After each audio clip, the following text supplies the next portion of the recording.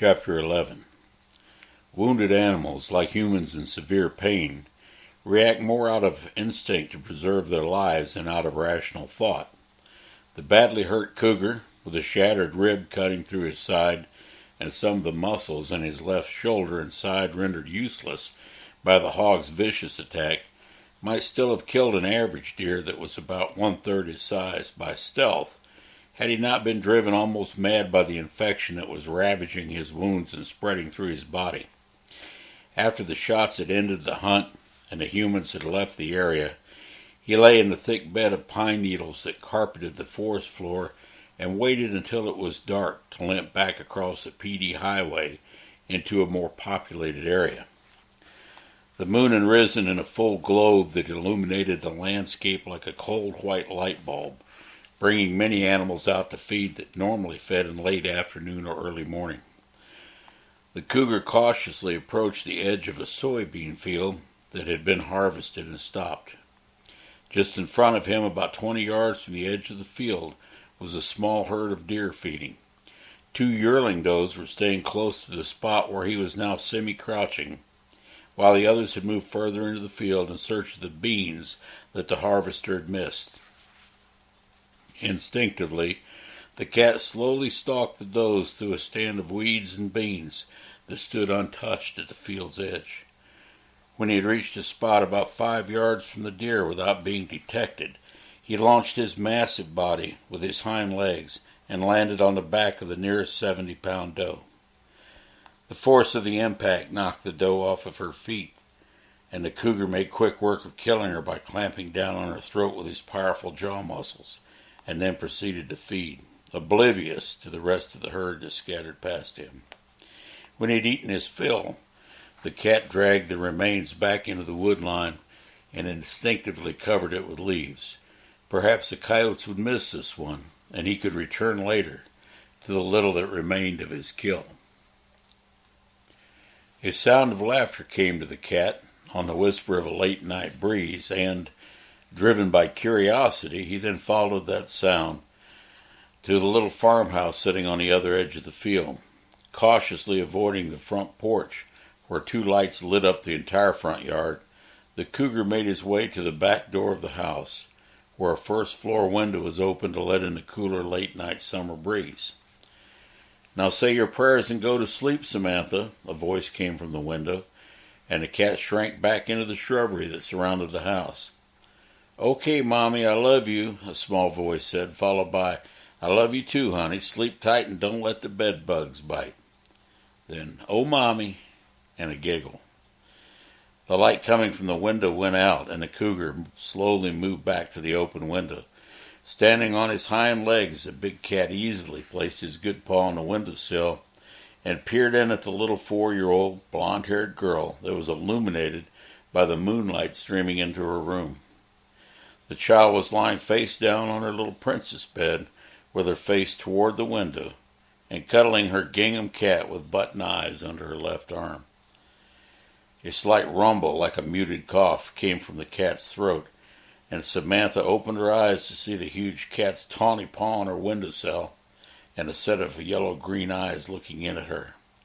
"Kitty, kitty," she called excitedly, and bounded out of bed toward the startled cat that was frozen between his desire to kill and the urge to run from this creature that showed no fear of him. Just as little Samantha reached the window, the big cat dropped to the ground and moved quickly away from the farmhouse and back toward his last kill. "Samantha, what are you doing out of that bed, young lady?" shouted her father as he turned the lights on in the room. Samantha pointed excitedly at the window and said, "Kitty, kitty, Daddy. Kitty, kitty." "There's nothing there, sugar. Now get back in bed before Mama comes in and we both get in trouble." Samantha looked up at her father with tear-filled eyes, hurt because he did not believe her. "Kitty, kitty, Daddy." Her father went to the window to prove to his little girl that there was nothing there and gasped in horror at the huge dirty paw print on the windowsill. "Beverly, call 911, hurry! That cougar's been here at Samantha's window," he shouted as he ran to the closet to get his rifle. and then cautiously went out on his front porch to wait the arrival of the sheriff's deputies. Little Samantha looked at the window in wonder and whispered, "Kitty, kitty," then climbed back in bed and was soon asleep, cuddling her button-eyed gingham cat even closer. Bob Pike was still patrolling the PD road when the call came in that the cat had appeared at John and Beverly Rogers' small farm.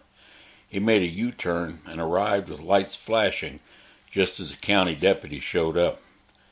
Both men started toward the house as soon as they got out of their vehicles, greeting each other on the way to the front porch. Almost immediately, John Rogers was in front of them, babbling incoherently about a big paw mark on the windowsill. The deputy gently took him by the arm and walked him back to the porch so that they could get him calmed down, and Bob unholstered his pistol as he made his way around the house in a slow sweep, playing his flashlight along the ground and in the bushes for signs of the Cougar's visit. Halfway around the house, in a soft bit of dirt just beneath Samantha's window, was what he was looking for, but had hoped he wouldn't find: the 6-inch paw marks of a very large cat. It was obvious that the animal had reared up on his hind legs to peer into the window, and then turned to move back toward the field behind the house. He had faced many hazards in his 20 years with the DNR, everything from big snakes to alligators, from mean drunks and poachers to big boar hogs and bears, but he had never had the hair on his neck and arms stand up like they did tonight, as he considered that huge cougar could be watching him from the bushes just beyond the beam of his light. He walked slowly back to the front of the house, keeping a wary eye behind him for any movement or sound that might betray the vicious predator's presence, and breathed a very large sigh of relief when he gained the lighted porch of the small farmhouse. Bob stopped to listen to the conversation that the deputy was having with John Rogers. "I heard my daughter talking in her room after Beverly put her to bed, so I went in to check on her," John said, his voice quivering. "She kept saying, 'Kitty, kitty, Daddy,' but I thought she was having a kid's fantasy. Samantha loves cats. When I went over to the window, there was a paw print on the windowsill. I've never seen anything that big." "You folks left the window open?" Bob asked in disbelief. "You know that the Faraday boy was attacked less than a mile from here, don't you?" "Yes, sir, we knew, but we didn't think that it would come to a house like it did." Bob wanted to slap the man for his stupidity, but walked to the door of the house where Mrs. Rogers sat with a look of shock on her face. "Ma'am, is Samantha all right?" Bob asked quietly. "Yes, she's asleep," the woman uttered. It was obvious that the woman was in a state of shock, so Bob decided to come back in the morning when the hunt was renewed from the road to the river. "I would like to talk to Samantha first thing in the morning, Mrs. Rogers, say 7 a.m. "Yes, sir, that would be fine," was all that he received back from the mother, who was dwelling on what could have happened instead of actually what did happen. Bob thought that she should be thanking God for whatever kept that cougar from killing her little girl, but those thoughts were not for the distraught public. Saying good night to the Rogers and the deputy who was making out his report, Bob walked back to the truck and called the colonel to report in. "Hello, Captain Pike. Are you having any more bad luck?" was the cool greeting. Bob thought to himself that it was peculiar how even the best of the best seemed to succumb to political pressure when they attained a higher office. Colonel Mears was a widely respected law enforcement officer when he had Bob's position, but things seemed to have changed in the past 5 years since he started running the DNR bureaucracy. "Well, sir, that depends on whether you think the cat seeking human companionship is bad luck or not," Bob replied. He was tired and thinking more about retirement every day.